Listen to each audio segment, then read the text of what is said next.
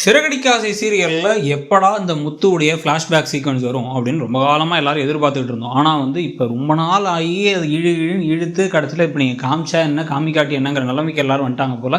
அதனால் பெருசாக ஒரு இன்ட்ரெஸ்ட்டே யாருக்கும் இருக்க மாதிரி தெரியல. அதை பற்றி ஆக்சுவலாக இன்னும் ஒரு 6 மாதத்துக்கு முன்னாடி இல்லை நம்ம கமெண்ட்ஸ்லேயே பிரேமானந்த் அவர்கள் சொன்ன மாதிரி ஒரு 3 மாதத்துக்கு முன்னாடி வந்துருந்துச்சுன்னா கூட ஒரு நல்ல ஒரு ஹைப் இருந்திருக்கும். இருந்தாலும் இப்போ என்ன நடக்கிறதுக்கான வாய்ப்பு இருக்குது அப்படிங்கிறத பார்க்கலாம். ஒரு வாட் இஃப் ப்ரெடிக்ஷன் தான் இது. ஸோ இப்போ 6 வருஷம் உங்கள் கூட உங்கள் பையன் இருக்கக்கூடாதுன்னு ஜோசியர் சொன்னதை நம்பி, அவரை பார்க்கவும் கூடாதுன்னு நீங்கள் சொன்னதை நம்பி, இப்போ மனோஜை மட்டும் இங்கே வச்சுக்கிட்டு முத்துவை கொண்டு போய் ஊரில் பாட்டி வீட்டில் விட்டுடுறாங்க விஜயா. பாட்டி வீட்டில் வளர்கிற முத்துவுக்கு இப்போ தாய் பாசத்துக்காக ஏங்குறாரு. ஒவ்வொரு தடவை ஊருக்கு அவங்க அப்பா வரும்பொழுதுலாம் அம்மா வரலையான்னு கேட்டால் இல்லை அம்மா வரலங்கிறாங்க. ஏன்னா அவங்கள பார்க்கவே கூடாதுன்ட்டாங்கன்னு தள்ளி வச்சுருக்காங்க. ஸோ அப்படி பிரிஞ்சு இருக்க தாய் மேலே ஏக்கம் இவருக்கு அதிகமாகிற அதே வேலையில் அந்த பக்கம் ஆனால் தாய்க்கு பார்த்திங்க அப்படின்னா தான் மனோஜ் கூட இருந்ததுனால மனோஜ் மேலே மட்டும் பாசம் அதிகமாக இருக்குது. முத்துவை நம்ம வளர்த்த பையனே அவங்களுக்கு தோணலை, பெத்த பையனும் அவங்களுக்கு தோணலை. 6 வருஷம் கழித்து இப்போ 12 வயசில் திருப்பி முத்து இங்கே வரும்பொழுது பார்த்திங்க அப்படின்னா அவர் கிராமத்தில் வளர்ந்து இங்கே வந்த விதம், அவர் நடந்துக்கிற விதம் எல்லாமே இவங்களுக்கு ஒரு மாதிரி வித்தியாசமாக இருக்குது. இவருங்க அவர் ஒரு மாதிரி ஏதோ ஒன்றும் தெரியாதவன் அப்படிங்கிற மாதிரி பார்க்குறது, இல்லை முரடன்னு பார்க்குறது, இல்லை பழக தெரியாதவன் பார்க்குறது அப்படிங்கிற மாதிரி ஒன்றா அப்படின்னு நினச்சிட்டு வேறுனே இங்கே வந்ததுலேருந்து ஒழுங்காகவே நடத்தாமல் இருக்க. இங்கே இருக்கிற ஸ்கூலுக்கு போனால் இங்கே ஸ்கூலில் எல்லாரும் அவங்க பேசுகிற விதம் பழகிற விதம் எல்லாமே ஒரு வித்தியாசமாக இருக்குது. இவரால் இங்கே கோப் பண்ண முடியலங்கிறதுனால இவர் ஊருக்கு பாட்டிக்கே கால் பண்ணி, பாட்டி நான் அங்கே வந்துடுறேன் பாட்டி, என்னால் இங்கே இருக்க முடியல, இங்கே இருக்கிறது எல்லாமே எனக்கு ரொம்ப வித்தியாசமாக இருக்குது, எல்லாமே சரியாக இல்லாத மாதிரியே எனக்கு தோணுது அப்படின்னு சொல்லி பேசிக்கிட்டு இருக்க. அதை இவங்க பார்த்து ஃபோனை பிடிங்கி வச்சிடுறாங்க. இப்போ எதுக்குடா அங்கே எழுதுகிட்டு இருக்க, இப்போ அவங்க என்னை பற்றி என்ன நினைப்பாங்க, ஏதோ நான் உன்னை ஒழுங்காக கவனிச்சிக்கலாம் தானே நினைப்பாங்க. அப்படி சும்மா என் உயிரை வாங்காத, என் மானத்தை வாங்காத, போ அந்த பக்கம் போய் உட்காருங்க அப்படிங்கிற மாதிரி உட்கார வைக்க. இப்போ இந்த சமயத்தை தான் விஜயா ப்ரெக்னென்ட் ஆகிறதுக்கான வாய்ப்புகள் அதிகம் ரவியோட. ஸோ ரவி வயிற்றில் இருக்கிறதுக்காக, ரவி வயிற்றில் இருக்கிறதுக்காக இவங்க இப்போ ப்ரெக்னெண்ட்டாக இருக்கிற அதே சமயத்தில் பார்த்திங்க அப்படின்னா இப்போ இவங்களுடைய உயிருக்கு இப்போ தான் எந்த ஆபத்தும் கிடையாதுன்னு நினச்சிக்கிட்டு இருக்க. தெரியாமல் சின்ன விஷயங்கள் முத்து பண்ணுறது, ஒரு ஜாமானை கீழே போடுறது, விளையாட்டு ஜாமானை கீழே போடுறது, அதில் அவங்க வழுக்கி விடுறது அப்படிங்கிற மாதிரி விஷயத்தெல்லாம் என்ன வேணும்னே பண்ண பார்க்குறானா அப்படிங்கிற மாதிரி எண்ணத்தில் இருக்க. இதில் இது வரைக்குமே நம்ம பாசத்தை பிரிச்சுக்காமல் பழகின மனோஜுக்கு. ஏன்னா மனோஜுக்கும் முத்து மேலே ஒரு பாசம் இருக்க மாதிரிலாம் இல்லை. ஏன்னா 6 வருஷம் கூடவே இல்லாமல் ஒரு பையனை திருப்பி கூப்பிட்டு வந்துடுறாங்க அப்படிங்கிறதுனால.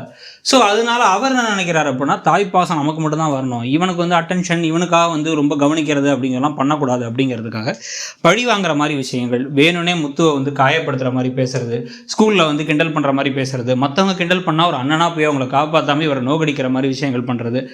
இவர் ஆனால் மனோஜ்கிட்ட சேர்ந்து பழக ட்ரை பண்ணுறது, ஆனால் மனோஜ் இவரை உதாசீனப்படுத்துறதுங்கிற விஷயங்கள்லாம் நடந்துக்கிட்டு இருக்க.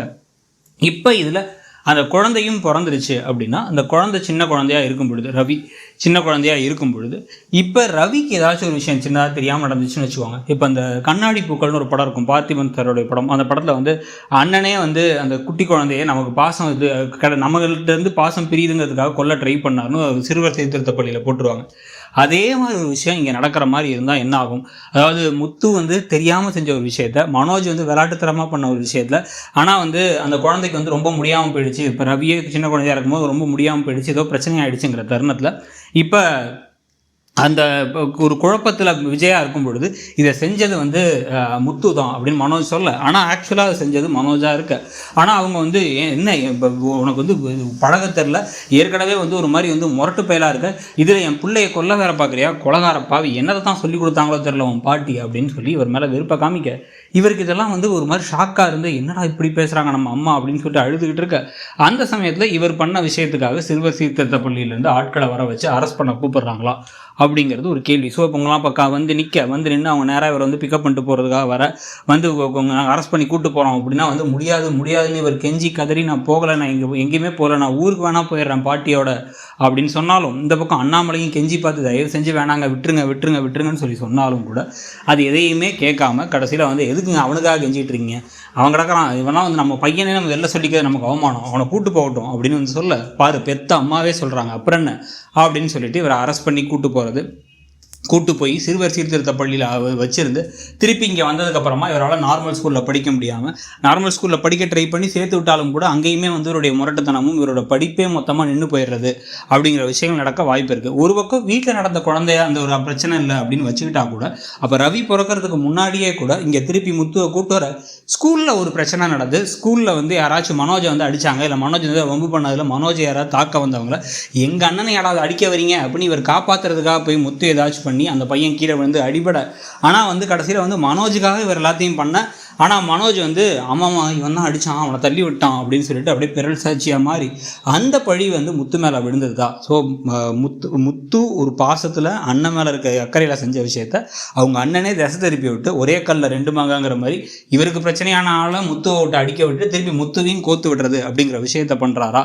அதனால வந்து அந்த ஃபேமிலியில் கம்ப்ளைண்ட் எப்படி கிறிஸ்டுக்கு வந்து இன்னொரு பையனோட அப்பா கம்ப்ளைண்ட் கொடுத்தாங்களோ அதே மாதிரி இன்னொரு பையனோட அப்பா வந்து கம்ப்ளைண்ட் கொடுத்து அதனால இப்போ முத்து அரெஸ்ட் பண்ணுற மாதிரி விஷயங்கள் நடக்க போதா அப்படிங்கிறத பார்க்கணும். ஸோ எது எப்படியோ எப்படி பார்த்தாலுமே முத்து தன்னுடைய வாழ்க்கையில் சிறுவர் சீர்திருத்த பள்ளிக்கு போய் அவருடைய படிப்பு பாதியிலே நின்று எல்லா பிரச்சனைக்கும் ஆரம்ப புள்ளி மனோஜாகவும், அந்த விஷயம் மனோஜ் தான் அப்படி பண்ணாருங்கிறது தெரிஞ்சும் கூட அதை அண்ணாமலை வந்து ஒழுங்காக அதை வந்து விஜயாவுக்கு சொல்லலை அப்படிங்கிற விஷயமும் நடக்க வாய்ப்புகள் அதிகம். இதை பற்றி நீங்கள் நினைக்கிறீங்கிறத சொல்லுங்கள். தேங்க்யூ.